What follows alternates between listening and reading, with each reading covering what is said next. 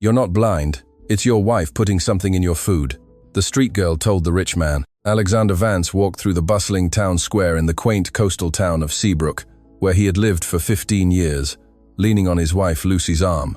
His dark glasses couldn't hide the confusion that had filled his thoughts in recent months, as his vision began to mysteriously fail, leaving doctors without answers. It was during one of these morning strolls that he felt a small hand delicately touch his arm. A girl, no older than 10, wearing a faded purple hoodie, had approached silently. "You can't see well, can you?" the girl asked in a soft but firm voice. Alexander stopped, surprised. Lucy immediately stepped between them, a forced smile on her lips. "Excuse me, darling, but my husband is under treatment and cannot be disturbed," Lucy said, trying to shoo the girl away, but the little one didn't move, her brown eyes fixed on Alexander's with an intensity that made him uncomfortable. "You're not blind," she whispered, low enough, only for him to hear. "It's your wife putting something in your food." Alexander's heart raced. The girl's words resonated in his mind like thunder on a clear day. Lucy, who hadn't heard clearly, pulled her husband's arm. "Come on, Alex. We shouldn't mind these kids. They just want money." But Alexander resisted for a moment, looking back. The girl remained there, watching them with an expression too serious for her age. There was something in her eyes he couldn't ignore, a disturbing certainty that made him question everything he thought he knew. That night, Alexander ate dinner with less appetite than usual.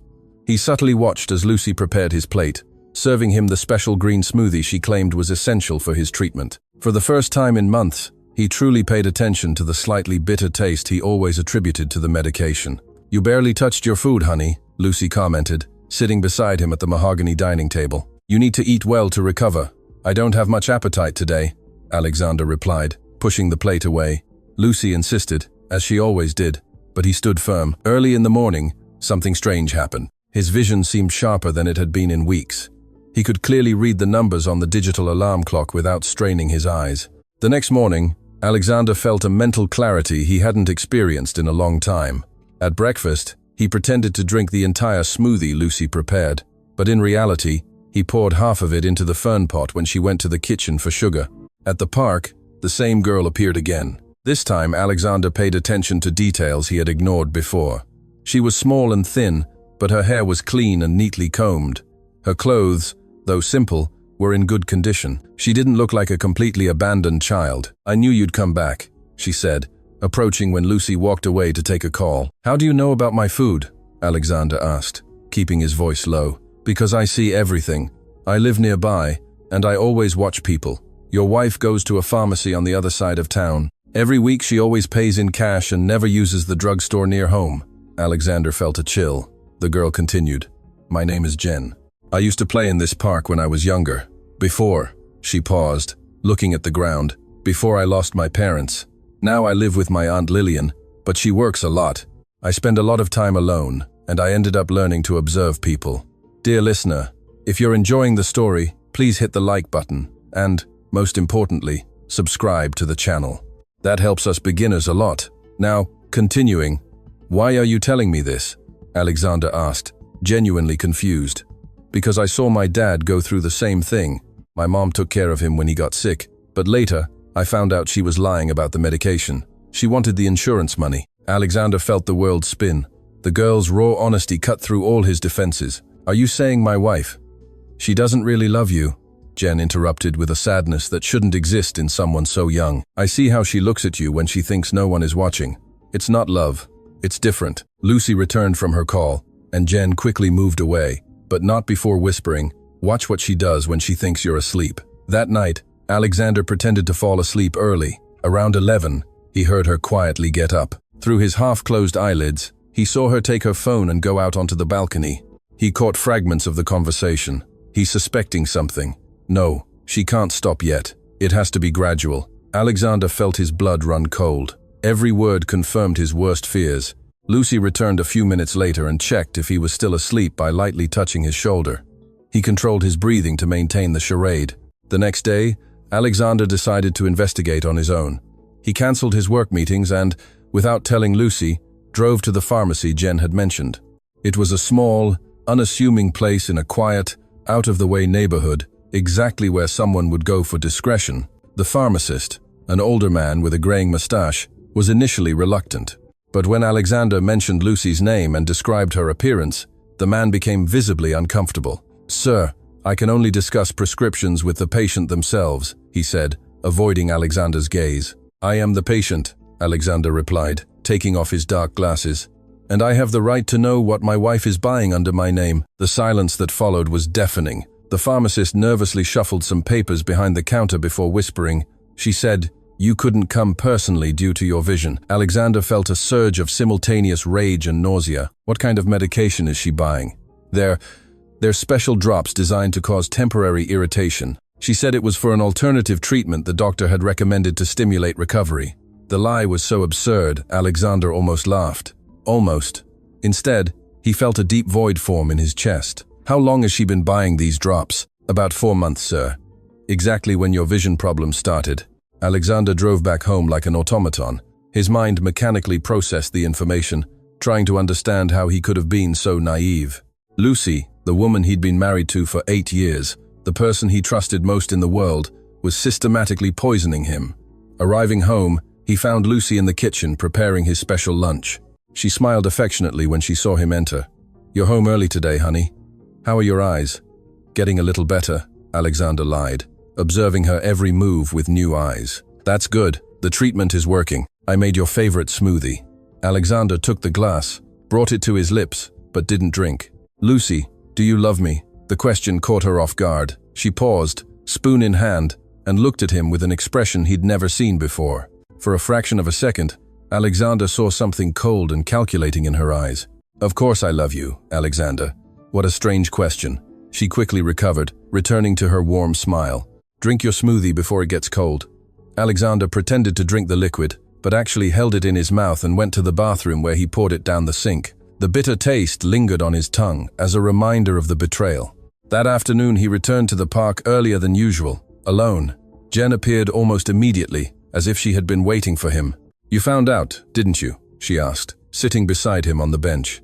"How did you know?" "My aunt works at the downtown pharmacy. She told me your wife asked a few months ago about eye medication, but her questions were strange. She wanted to know about things that make vision worse, not better." Alexander closed his eyes, feeling the weight of the truth. "Why did you help me, Jen?" "Because no one helped my dad when he needed it, and because—" She hesitated, kicking a pebble. "Because you seem like a cool dad, not like the other rich guys who pass through here." The simplicity of the answer moved Alexander unexpectedly. This girl, who had lost so much, was trying to protect him from similar pain. "Jen, where do you really live?" "With my Aunt Lillian. She's a cleaner at several places, works a lot, so I'm alone most of the time. That's why I come to the park." Alexander studied the girl's face. There was a forced maturity there, a result of circumstances no child should face. "Does your aunt know you talk to me?" "No, sir. She wouldn't like it. She says kids shouldn't get involved in adult matters, but you did anyway, because it was the right thing to do, and because—" Jen looked directly at him. "Sometimes kids see things adults don't." Alexander spent the rest of the afternoon talking with Jen, learning about her life, her observations, her premature wisdom. For the first time in months, he didn't think about Lucy or his eyesight. He thought about how a child had shown more honesty and genuine care than the woman he shared a bed with. When he got home, Lucy was anxious. "Where were you?" "I was worried." She hugged him with excessive force. "Just walking around, trying to assimilate the changes in my vision." "And how are your eyes today?" "Actually, I think they're improving." Lucy paused in the hug. Alexander felt the tension in her muscles. "Improving? That's good, but we shouldn't be too optimistic. The doctor said there might be ups and downs." "What doctor?" "Lucy. The specialist. Dr. Peterson. Remember? We talked about him last week." Alexander didn't recall any conversation about any Dr. Peterson, another lie to add to the growing pile. During dinner, he again pretended to eat all the food, but secretly discarded half. He feigned using the drops Lucy insisted on applying, but blinked rapidly to remove the liquid. The next morning, his vision was considerably better. He could read work documents without difficulty, something he hadn't done in months. Lucy noticed immediately. "You look more alert today. I feel better, honestly. Maybe it's time to increase the medication dosage to speed up recovery." Alexander felt a chill. "Increase the dosage." "Yes, honey. If you're responding well, we can be more aggressive with the treatment." The word aggressive resonated ominously. Alexander understood that Lucy was panicking at his improvement. Actually, I think we should keep it as is. I don't want to push too hard. Lucy's face twitched for an instant before returning to her controlled expression. Of course, you know your body better than anyone, but Alexander saw what truly crossed her mind. Fear, desperation, and something darker he preferred not to name. That afternoon he found Jen again. This time she brought something with her, a small, old-looking but functional recorder. My aunt gave me this when my dad was sick to record his conversations with doctors in case he forgot something important. Why are you showing me this? Because maybe you'll need to record some conversations too. The suggestion was simple, but the implications were enormous. Alexander looked at the small device, thinking about the possibilities. Jen, you're very smart for your age. I had to be. When you lose your parents early, you learn to take care of yourself. Alexander felt a pang of sadness for the girl's lost childhood. How did your parents die? Jen was silent for a long moment. Car accident. But before that, my dad got very sick. My mom said it was a heart problem. Only later did we find out it wasn't true. Your mom lied about your dad's illness. She wanted the life insurance money, but when she found out she wouldn't get it, Jen paused, swallowing hard. She told him to drive that night, knowing he was dizzy from the fake medication. Alexander felt his stomach churn. Jen's story was even more terrible than he had imagined. I'm so sorry, Jen. That's why I can't let it happen again. Not with you. The determination in the girl's voice was both inspiring and heartbreaking. Alexander understood that Jen wasn't just trying to help him. She was trying to correct a past injustice. What do you think I should do? Find out why your wife is doing this. There must be a motive. Alexander had avoided that question, but he knew Jen was right. Lucy wasn't acting out of pure cruelty. She had a goal. Do you have any idea? Money. It's always money. Or another man. Sometimes both. Jen's brutal honesty hit home. Alexander began to consider possibilities he had subconsciously rejected. Jen, do you know if my wife, if she's been seeing other people? I don't know, but I can find out. I'm good at observing without being seen. Alexander hesitated. It didn't seem right to involve a child in a potentially dangerous investigation. But Jen was already involved. She had chosen to be. If you find out anything, tell me, but be careful, okay? I always am. That night, Alexander decided to test a theory. He announced to Lucy that he needed to travel for work for 3 days to resolve an urgent matter with an important client. Travel, Alexander. You can barely drive safely. It's too dangerous. I'll fly and take an assistant with me. Lucy became visibly agitated. I don't think that's a good idea. Your treatment can't be interrupted. It's only 3 days, but the eye drops, the smoothies. Can I take them with me? Alexander, please reconsider. Can I go with you? No, Lucy. I need to focus on business, and you have your own commitments here. The argument stretched into the night, with Lucy using every possible argument to make him change his mind. Her insistence was disproportionate, confirming Alexander's suspicions. The next morning he pretended to leave for the airport, but in reality, he checked into a downtown hotel. From there, he watched his own house and monitored Lucy's movements. It didn't take long to see results. On the first afternoon, an unfamiliar car pulled up in front of his house. A man Alexander didn't recognize entered and stayed for several hours. Dear listener, if you're enjoying the story, please hit the like button and, most importantly, subscribe to the channel. That helps us beginners a lot. Now, continuing, Alexander felt a mix of anger, sadness, and strange relief. Anger at the betrayal, sadness at the end of a marriage he had believed was genuine, and relief at finally having concrete answers. On the second day, the same man returned. This time, Alexander decided to investigate more closely. He followed the car when it left his house and discovered it was headed to a doctor's office in the older part of town. Dr. Stephen Evans read the discreet plaque on the building's facade. Alexander noted the name and address. On the third day, to splend, Alexander went to find Jen at the park. She appeared quickly as if she had been waiting. So, did you find anything? She asked, sitting beside him on their usual bench. You were right, there's another man. Jen nodded gravely. I knew it. Women who do that kind of thing always have another man. How can you be so sure of these things, Jen? You're just a kid. Because I've seen it before, in my own house, remember? And because I pay attention. Adults sometimes think kids don't understand anything, so they talk and do things right in front of us. Alexander studied the girl's serious face. What else have you observed about my wife? She doesn't seem happy when she's with you. She seems impatient, like she's doing something she doesn't want to do. The observation was painfully accurate. Alexander remembered small moments. Lucy looking at her watch during their conversations, sighing when he asked for help, the smile that didn't reach her eyes. Jen, I need to find out more about that man who visits my house and about why Lucy is doing this. I can help. I know how to find things out without anyone noticing. Alexander hesitated again about involving the girl, but he realized he needed an ally. And Jen had proven more reliable and perceptive than many adults he knew. Okay, but promise you'll be very careful. I promise. That afternoon, Alexander returned home. Lucy greeted him with an effusive hug, but he noticed the tension in her muscles, the exaggerated relief in her voice. How was your trip? You look better. It was productive, and my vision really does seem to be improving.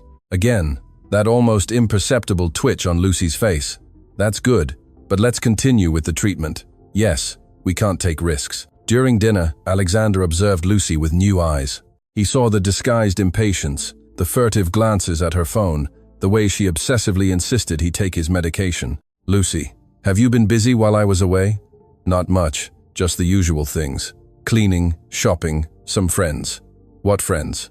The question caught her by surprise. The usual ones. Brenda, Sophia.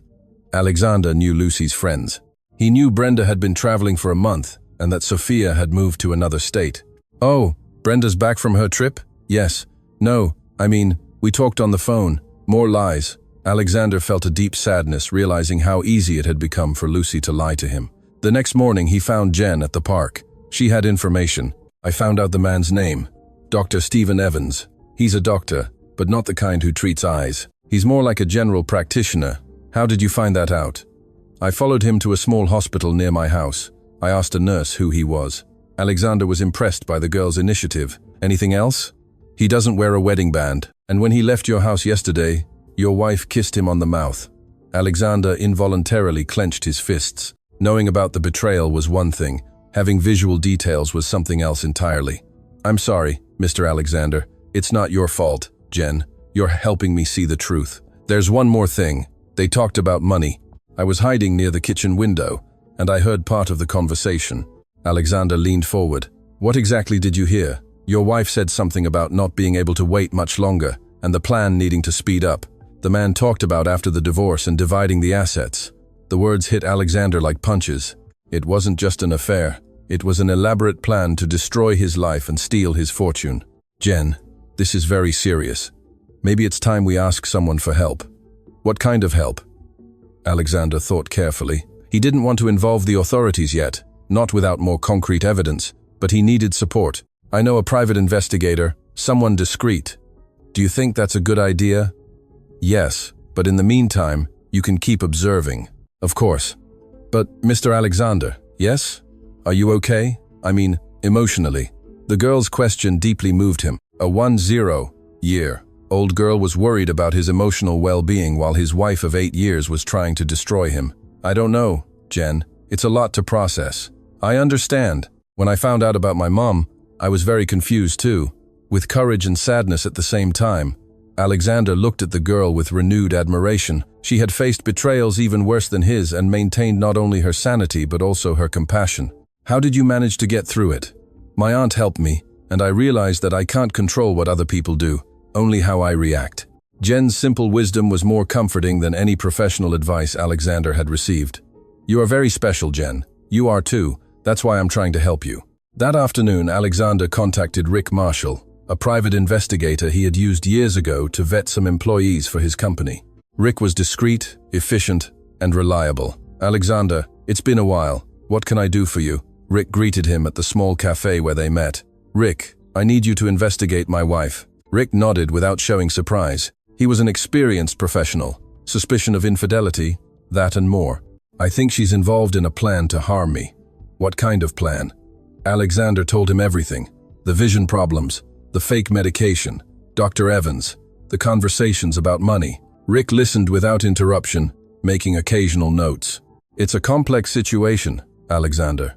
I'm going to need a few days to gather solid evidence. How long? A week, maybe 2, depends on how they behave. Rick, I need you to be very discreet. If Lucy finds out I'm investigating, I understand. She could accelerate her plans. Don't worry, I'm a professional at this. Alexander felt a little relieved to have professional help, but also anxious about what Rick might discover. Over the next few days, he maintained his normal routine, continuing to pretend to take the medication and eye drops.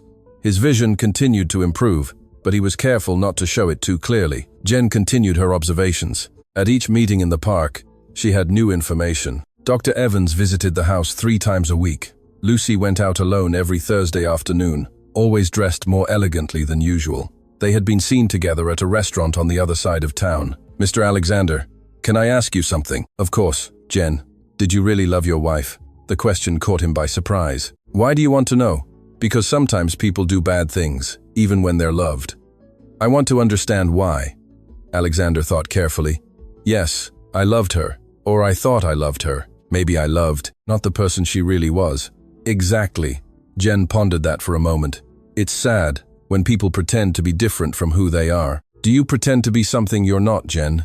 "Sometimes I pretend I'm not lonely, but that's different. I don't hurt anyone by pretending that." Alexander felt a wave of tenderness for the girl. Her emotional maturity was extraordinary, especially considering everything she had been through. "Jen, after all this is over, would you like me to meet your aunt?" "Why?" "Because maybe I can help you both in some way as a thank you for everything you've done for me." Jen seemed uncomfortable with the idea. "My aunt doesn't really like rich people. She thinks they just want to take advantage." "Why does she think that?" "Because it's happened before. People offered help and then wanted things in return." "Bad things." Alexander understood the caution. "And do you trust me?" Jen studied him with her serious eyes. "Yes, you're different. You don't try to impress me or give me things to make me like you. You just talk to me like I'm a normal person."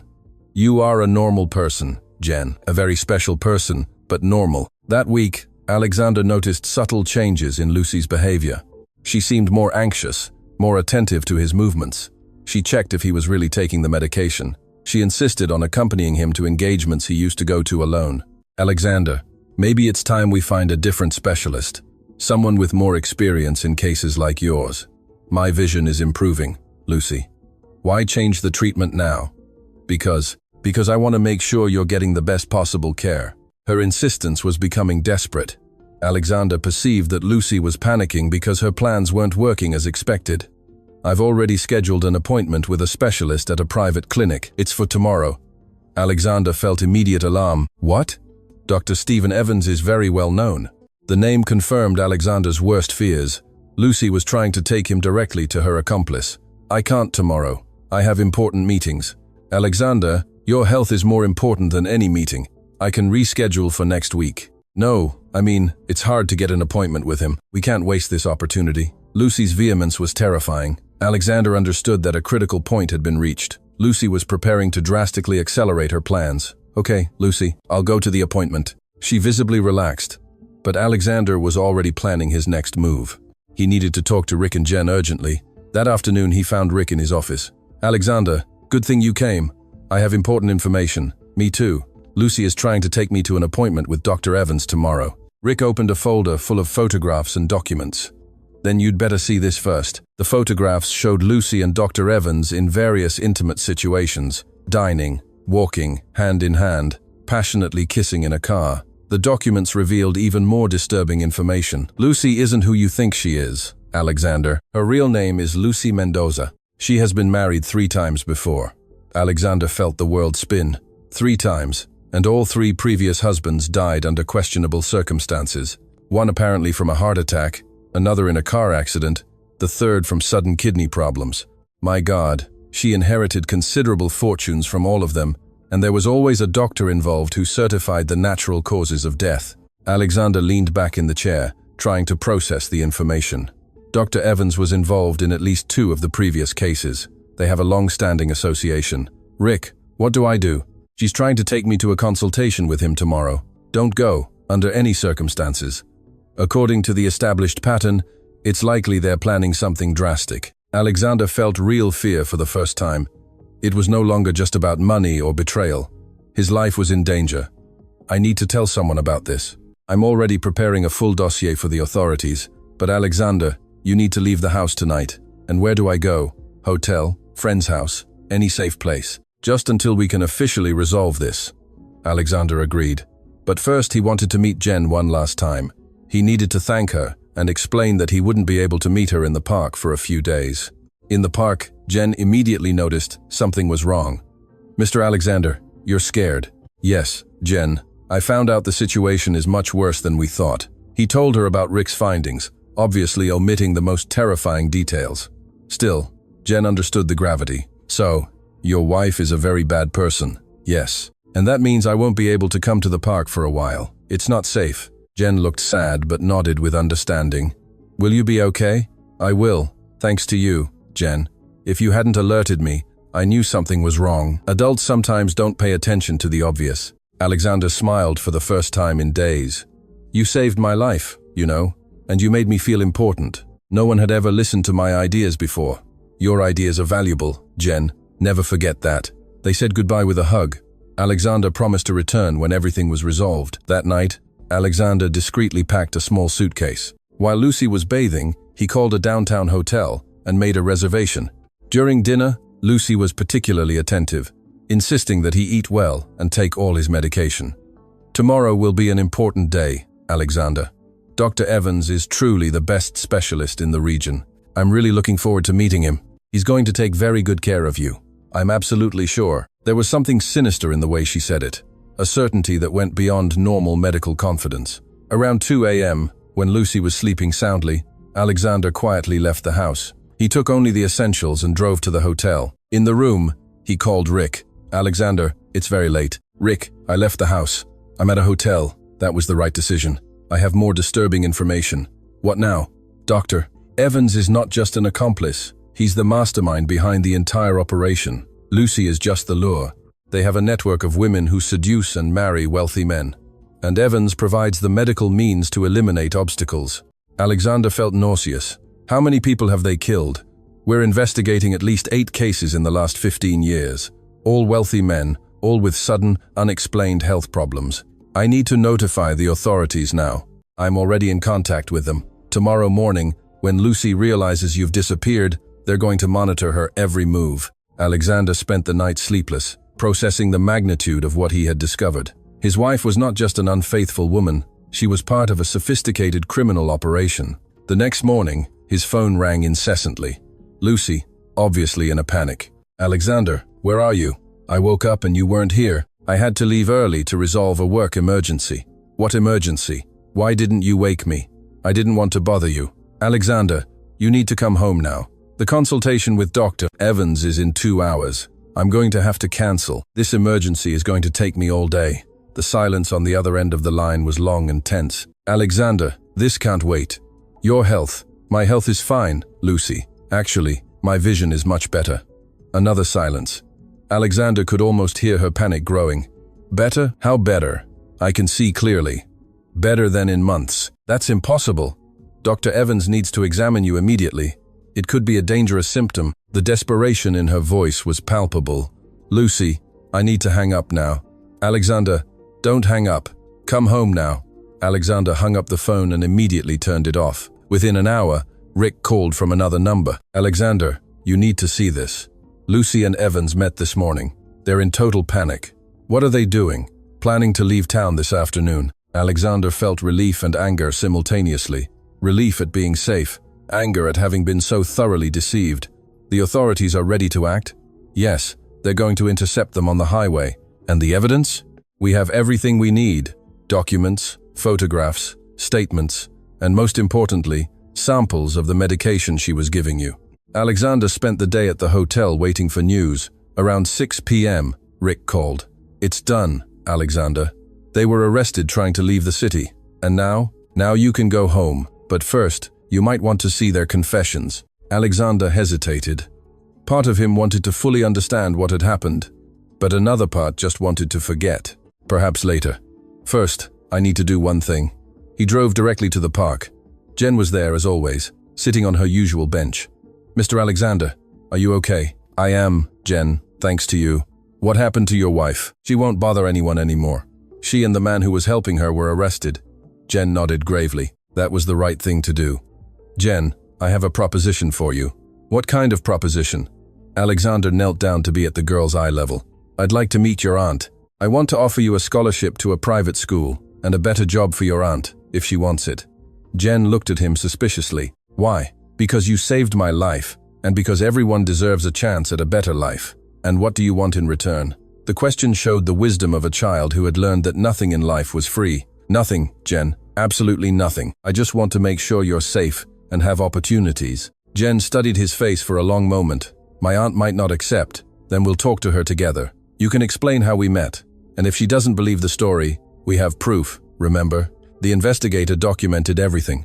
Jen smiled for the first time since Alexander had met her. A genuine, childlike smile that lit up her entire face. Okay, let's go talk to Aunt Lillian. They walked together to the simple house where Jen lived with her aunt.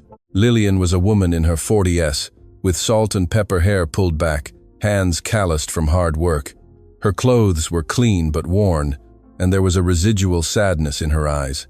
Alexander introduced himself politely and explained the situation with Jen, adding details when necessary. Lillian listened with increasing disbelief. You're saying my niece figured out your wife was trying to poison you? Yes, ma'am. And thanks to her intelligence and bravery, I was able to discover the truth in time. Lillian looked at Jen with a mix of pride and concern. Jen, is this true? Yes, Auntie. I saw strange things and decided to investigate. Like you always say, we should help people when we can. Lillian turned back to Alexander. And what do you want to offer in return? A full scholarship for Jen at the best private school in the city. And if you accept, a position as cleaning supervisor at my company with a decent salary and full benefits. Why would you do that? Because your niece saved my life, and because you both deserve something better than the constant struggle to survive. Lillian was silent for a long time, studying Alexander carefully. You don't want anything in return, just the satisfaction of knowing you're doing the right thing. And if you decide you don't want my help, then I will respect your decision and never bother you again. Lillian looked at Jen, who was anxiously awaiting her aunt's answer. Jen, what do you think? I think Mr. Alexander is a good person, Auntie, and I think we deserve a chance to have an easier life. Lillian nodded slowly. Very well, we'll accept your offer, but with conditions. What conditions? First, if at any time we realize there are ulterior motives, we stop everything immediately. Second, Jen continues to live with me, no matter how much her life improves. Third, we don't want charity, we want opportunity. If I'm not good enough at the job, you can fire me. Alexander smiled. I accept all conditions. In fact, I respect them. In the months that followed, everyone's lives changed drastically. Jen quickly adapted to the new school, demonstrating exceptional intelligence that impressed all her teachers. Lillian proved to be a natural supervisor, organizing the cleaning team with an efficiency that surprised even Alexander. Lucy and Dr. Evans were convicted on multiple charges, including attempted murder and fraud. The investigation revealed their involvement in a criminal network that had operated for over a decade. Alexander, freed from constant manipulation, rediscovered passions and interests he had neglected. He began to spend more time on activities that truly mattered to him, including volunteer work with at-risk youth. His relationship with Jen and Lillian evolved from gratitude to genuine friendship. They became part of his life in a way he had never experienced with Lucy, a warm, honest presence instead of subtle manipulation. A year after Lucy's arrest, Alexander hosted a small dinner to celebrate Jen's birthday. Lillian had baked a homemade cake, and Alexander brought carefully chosen gifts, books, art supplies, and a beautiful journal. What do I need a journal for? Jen asked, leafing through the blank pages. To write down your observations about people and the world. You have valuable insights that deserve to be recorded. Do you think other people would be interested in my observations? I'm absolutely sure. Lillian smiled, seeing the girl's confidence grow. Jen has always been observant. When she was little, she used to tell me details about the neighbors that I had never noticed. It's a rare talent, Alexander said. The ability to see beyond appearances, to perceive truths that others ignore. Jen blushed with embarrassment, but was clearly pleased with the compliment. During the party, Alexander reflected on how his life had changed. A year ago, he was married to a woman who planned to kill him, isolated from genuine relationships, living a life he now perceived had been a carefully constructed lie. Now he was surrounded by people who truly cared about him, engaged in meaningful work, and happier than he had been in years. Mr. Alexander, Jen said during dessert, can I ask you a personal question? Of course. Do you regret marrying your ex-wife? The question was typical of Jen, direct, insightful, and a little uncomfortable. Alexander thought carefully. It's an interesting question, Jen. On the one hand, it was a terrible experience that could have ended very badly. On the other hand, if I hadn't gone through that, I would never have met you two. So you don't regret it? I regret being naive. I regret not paying attention to the warning signs, but I don't regret the journey that brought me here. Lillian intervened. Sometimes the worst experiences teach us the most important lessons. Exactly, Alexander agreed. And sometimes we need to face the darkness to truly appreciate the light. Jen nodded gravely, as if imprinting the observation in her mind. Months later, Alexander received an unexpected call from Rick. Alexander, I need you to know something. Lucy is trying to contact you from prison. What does she want? She claims to have important information about other similar cases. She wants to make a deal in exchange for a reduced sentence. Alexander felt a mix of curiosity and repulsion. What kind of information? Names of other victims? Details about the criminal network? Location of stolen assets? Things that could help the police solve old cases. And she wants to talk to me, specifically to you. She claims she only trusts you to mediate the negotiations. Alexander laughed ironically. She doesn't trust anyone, Rick. This is just another manipulation. Probably, but there might be valuable information. What do you recommend? If you're emotionally prepared, it might be worth at least listening to what she has to say, obviously with all safety precautions. Alexander discussed the situation with Jen during one of their regular meetings in the park. The girl, now 11, had developed an even sharper insight. What do you think I should do, Jen? It depends on what you want to achieve. How so? If you just want to move on and forget, you shouldn't talk to her. If you want to help other people who may have gone through the same thing, maybe you should listen. And what do you think would be the right decision? Jen thought for a moment. Remember when I had to decide if I should tell you about your wife? I remember. I could have kept quiet and gone on with my life, but I knew other people could get hurt if I didn't do anything. Alexander understood the analogy. Are you saying I have a responsibility to other potential victims? I'm saying you need to decide what kind of person you want to be. Jen's simple wisdom was, as always, profound and direct. Alexander decided to accept the meeting with Lucy, but with rigorous conditions. It would be in prison, with authorities present, and it would be fully recorded. The day of the meeting arrived cold and rainy. Alexander entered the prison visiting room with a mix of anxiety and determination. Lucy was waiting for him, wearing the orange prison uniform, looking very different from the elegant woman he had known. Alexander, she said when he sat across from her. Thank you for coming. I didn't come for you, Lucy. I came for the other people. You and your accomplices may have hurt. Lucy nodded, seeming to accept the harshness of his tone. I understand, and you're right not to trust me. What do you have to tell me? First, I want you to know that I really learned to care about you. Not at first, but over time. Lucy, I'm not here for an emotional conversation. You said you had important information. She sighed. You're right. Dr. Evans and I were part of an operation that began over 15 years ago. We weren't the only ones. There were at least 6 similar teams operating in different regions of the country. Alexander leaned forward. This was valuable information. How many victims in total? I don't know the exact number, but our team was responsible for 8 confirmed cases before yours. The other teams, perhaps 50 or more over the years. The numbers were shocking. Alexander felt nauseous thinking of so many lost lives. Do you have names, evidence? I have some names, dates, locations, and I know where some documents Evans hid are kept. Why are you telling me this now?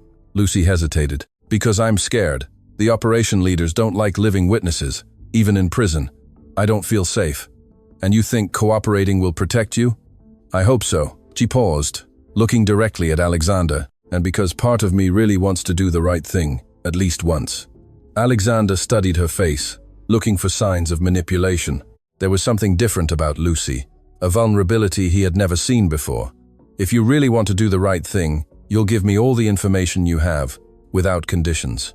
I will, but Alexander, I need you to know it was never personal. I was recruited for this work when I was desperate. My own parents were victims of a similar scam, and I ended up living on the streets during my teens. The revelation surprised Alexander. You were a victim before you became a perpetrator. Yes, Evans found me when I was 17, with no money, no family, no prospects. He offered me a better life in exchange for doing certain things. That doesn't justify what you did, Lucy. It doesn't justify it, but it explains how I started, and it explains why, when I first met you, I questioned if I wanted to keep doing this. Alexander felt a pang of sadness, not for Lucy, but for the desperate young woman she had been. If you really questioned it, Why did you continue? Because I was very scared. Bad things happened to people who tried to leave the operation. Alexander spent the next 2 hours listening as Lucy revealed details about the criminal network. Names, locations, methods, hierarchies. The complexity of the operation was chilling. In the end, Alexander stood to leave. "Alexander," Lucy called. "How's your vision?" "Completely normal. No permanent effects." "I'm glad. I reduced the doses in the last few weeks before you found out. I just couldn't anymore."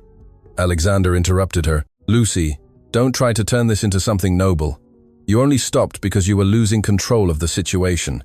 Maybe I finally found a little humanity that I thought I had lost." Alexander looked at her one last time. "I hope that's true, Lucy, for your own sake." She nodded, tears beginning to form in her eyes. "Take good care, Alexander, and thank you for listening." Alexander left the prison with mixed feelings. The information Lucy provided would help dismantle an extensive criminal network and potentially save future lives. But it also forced him to confront the complexity of human nature, the circumstances that transform victims into perpetrators. In the following months, Lucy's information resulted in multiple arrests across the country. Dozens of unsolved cases were reopened. Families finally got answers about the loss of their loved ones. Alexander followed the developments through Rick, but primarily tried to focus on the positive aspects of his new life. Jen continued to flourish academically. Her grades were exceptional, and she had developed a particular interest in psychology and social work. "I want to help kids like me," she told Alexander during one of their conversations. "Kids who lost their parents or who are in difficult situations. You'd be excellent at that job," Alexander replied. "You have natural empathy and understand what it takes to overcome adversity. I learned it by observing you and Aunt Lillian. You showed me that it's possible to create a chosen family when biological family isn't available." The observation deeply moved Alexander. "Jen, you know that Lillian and you have also become my family, right?" "I knew it," she smiled, "but it's good to hear you say it." Lillian had also found her place in the professional world. Her efficiency and natural leadership had been noticed, and Alexander promoted her to operations manager for the entire company. "I never imagined I'd be able to manage so many people," Lillian confided to Alexander during a performance review. "You've always had those skills, Lillian. You just needed an opportunity to show them, and you gave us that opportunity when you had no obligation to do so." "Actually, I had every obligation. Jen saved my life. It was the least I could do," Lillian smiled. "You know this goes far beyond obligation, Alexander. You genuinely care about us." Alexander nodded. "You are my family. Of course, I care." 2 years after Lucy's arrest, Alexander received an unexpected letter. It was from Lucy, but the tone was completely different from any previous communication. "Alexander," the letter read, "I hope you are well and happy. I'm writing to tell you that I'm participating in a rehabilitation program in prison, focused on helping other inmates who were victims of abuse before becoming perpetrators. It's difficult, but rewarding work. For the first time in years, I feel like I'm doing something genuinely useful. I also want you to know that the information I provided resulted in the arrest of 14 more people involved in the network, including the main leaders. From what I understand, that effectively dismantled the entire operation. I'm not asking for forgiveness because I know I don't deserve it, but I wanted you to know that our last conversation changed something in me. You forced me to confront who I really was, and that gave me the courage to try to be someone better. I hope you have found the happiness you deserve, and if you ever want to know how my rehabilitation efforts are going, I would be honored to share. With genuine respect and gratitude, Lucy. P.S. Alexander, I learned through newspaper articles about your work with at-risk youth and about the book you wrote. I'm genuinely happy to know you found purpose and joy." After reading the letter, the family sat to discuss it. "What do you think?" Alexander asked. Lillian spoke first. "It seems genuine, and it's good to know she's using her experience to help other people." Jen nodded. "I agree, and I like the idea that our story had a positive impact beyond our own lives. Do you think I should respond?" "Only if you want to," Lillian said. "You have no obligation to her." Alexander thought for a few moments. "I think I'll send a brief response acknowledging her efforts and wishing her success in her work." "That's a compassionate response," Jen said. "And compassion has always been one of your best qualities, Dad." Alexander wrote a short, cordial but distant letter, acknowledging Lucy's work and wishing her the best in her rehabilitation efforts. It was the last communication they had. Jen's college years passed quickly. She graduated with honors, wrote a thesis on innovative models of child protection, and was accepted into several prestigious graduate programs. To Alexander's surprise, She chose to continue her studies at the local university. Why not accept one of the offers from more renowned universities? Alexander asked. Because I want to work in this community, Dad. This place gave me a second chance, and I want to give back here. But you could gain more experience in a more competitive program. Experience isn't just academic prestige. It's about real impact, and I can have more impact working in a community I know well. Alexander understood and respected her decision. It was typical of Jen to choose purpose over prestige. During her graduate studies, Jen developed a pilot mentoring program that matched at-risk youth with adult mentors who had overcome similar circumstances. The idea is based on our own experience, she explained to Alexander. Sometimes the most qualified person to help someone is another who has gone through the same thing. The program was incredibly successful and ended up being adopted by several organizations in the region. When Jen received her master's in social work, the entire family was in the audience for the graduation ceremony. Alexander had never been prouder. Ladies and gentlemen, announced the program director, our class speaker is Jen Vance, who developed the Second Family Mentoring Program, which has already impacted over 100 children in our region. Jen walked onto the stage with confidence and grace.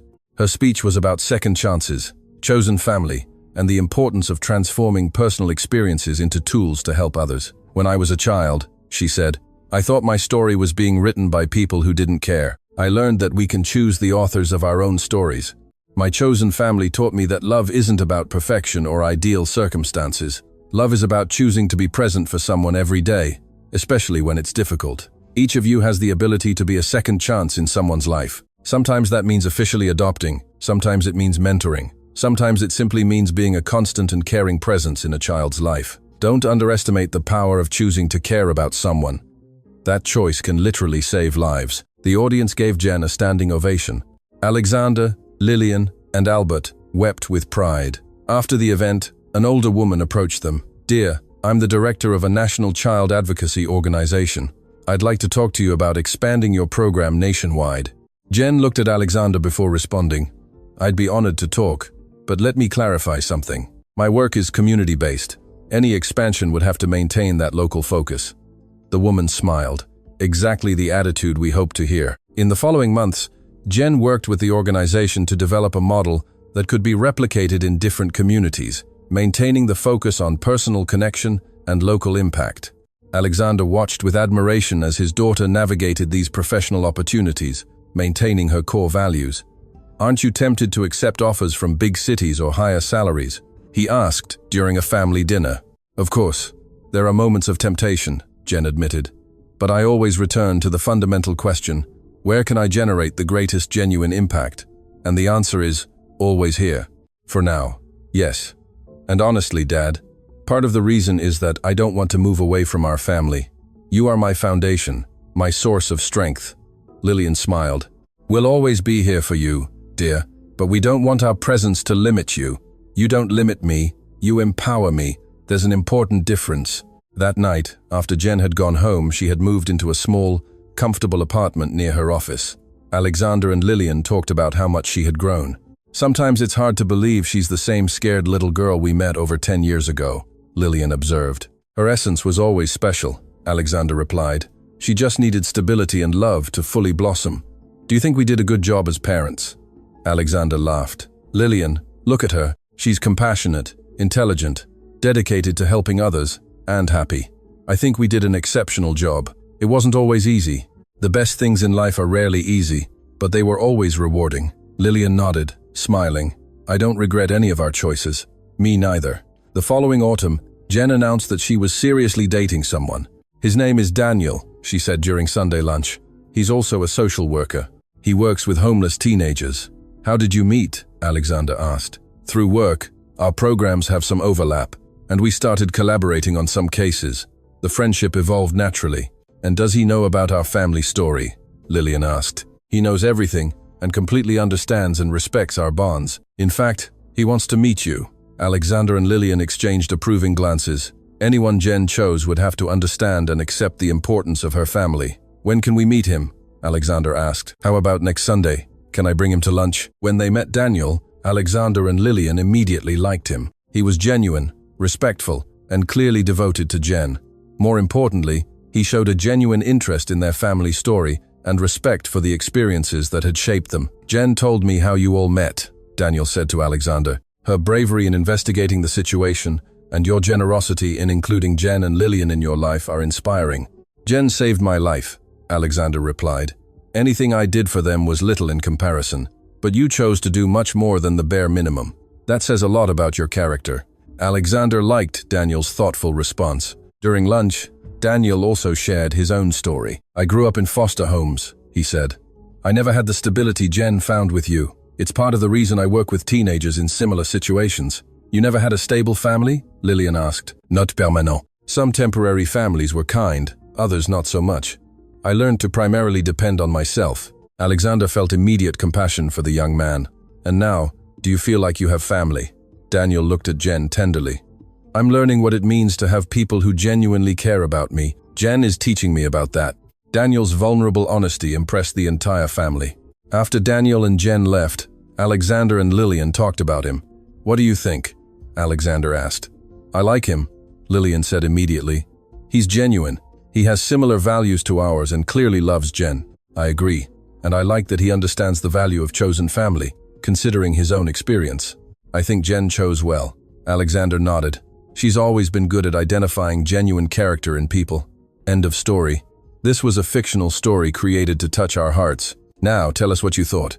Do you think Alexander made the right decisions? What lessons from this story touched your heart the most? Share your reflections on family, second chances, and the courage to trust again in the comments. Your opinion is very important to us. Don't forget to like and, most importantly, subscribe to the channel so you don't miss other exciting stories we prepare for you.